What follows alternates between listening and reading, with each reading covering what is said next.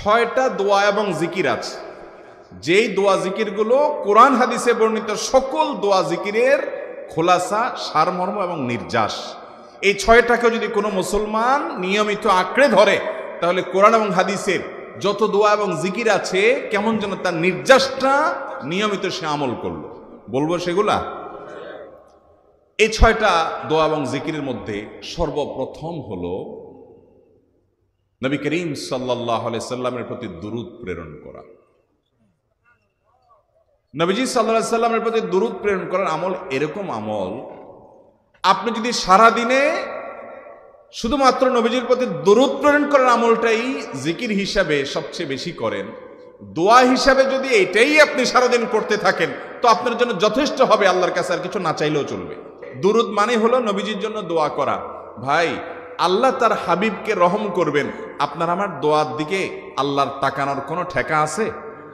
নবীজি কি আমাদের দোয়ার কোনো মুখাপেক্ষী? কিন্তু আমরা তার জন্য দোয়া করলে ওই চান্সে আল্লাহ তাআলা আমাদের প্রতি অনুগ্রহ করবেন। একবার না, আপনি নবীজির প্রতি একবার রহমতের দোয়া করবেন, একবার দুরূদ পাঠ করবেন। মান সাল্লা আলাইয়া মাররাতান সাল্লাল্লাহু আলাইহি আশারা। নবীজি সাল্লাল্লাহু আলাইহি সাল্লাম বলেছেন, একবার আমার জন্য তোমরা দোয়া করলে, আমার প্রতি দুরূদ পাঠ করলে, আল্লাহ তাআলা তোমাদের জীবনে 10 বার 10 জায়গায় 10 টাইমস তোমাদের উপরে আল্লাহ তাআলা অনুগ্রহ করবেন। আপনি টেরও পাবেন না কত জায়গায় আল্লাহ অনুগ্রহ করেছেন। আল্লাহ বাঁচাই দিয়েছেন, একটুর জন্য শেষ হয়ে যান নাই। ওই যে দুরূদ পড়ছেন, আল্লাহ তাআলা রক্ষা করছে, আপনি খবরও নাই। আল্লাহ তাআলা আপনার প্রতি বিশাল একটা দান করছে, আপনি লক্ষ্য করেন নাই। ওই যে দুরূদ পড়ছেন একবার, 10 বার রহমত হবে। এভাবে যত দুরূদ পড়বে সে তত রহমত এবং অনুগ্রহ পাবে। বেশি করে পাঠ করবো তো ইনশাআল্লাহ। সবচেয়ে শ্রেষ্ঠ দুরূদ, সবচেয়ে উত্তম দুরূদ হলো দুরূদ ইব্রাহিম, যেটা নামাজে পড়েন। আর সবচেয়ে সংক্ষিপ্ত দুরূদ হলো সাল্লাল্লাহু আলাইহি ওয়াসাল্লাম। এছাড়া নবীজির প্রতি দোয়ামূলক যে কোনো দুরূদই আল্লাহর কাছে গ্রহণযোগ্য হতে পারে, যদি দুরূদের অর্থের মধ্যে, কথামালার মধ্যে খারাপ কিছু না থাকে। 6টা দোয়া হলো কোরআন হাদিসের শত শত সহস্র দোয়ার নির্যাস এবং খোলাসা। তার 1 নম্বর হলো দুরূদের আমল। করবো না বেশি বেশি ইনশাআল্লাহ। আমার জীবনে বহুবার এমন হয়েছে, বহুবার এমন এমন বিপদ যে দেয়ালে পিঠ ঠেকে গেছে, এখান থেকে উদ্ধারের কোনো পথ আর চোখের সামনে দেখা যাচ্ছে না।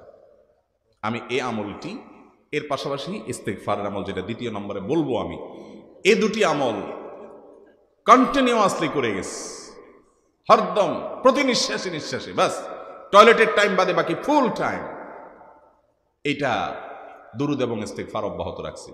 আল্লাহ তাআলা এমন ভাবে অলৌকিক ভাবে উদ্ধার করেছেন যে আমার কল্পনায়ও আসে না যে এখান থেকে এভাবে হেল্প হতে পারে। ভাইরা আমার অভিজ্ঞতার 2 পয়সার কোনো মূল্য নাই। আমার অভিজ্ঞতা কি আসলো না আসলো এটাতে কিছু আসে যায় নাই। রহমাতুল লিল আলামিন আল্লাহর রাসূল, আল্লাহর নবী ওয়াদা করেছেন যে আপনার পেরেশানি দূর হবেই হবে ইনশাআল্লাহ। অতএব দুরূদের আমল বেশি বেশি করবো না ইনশাআল্লাহ। নাম্বার 2, ইস্তেগফার।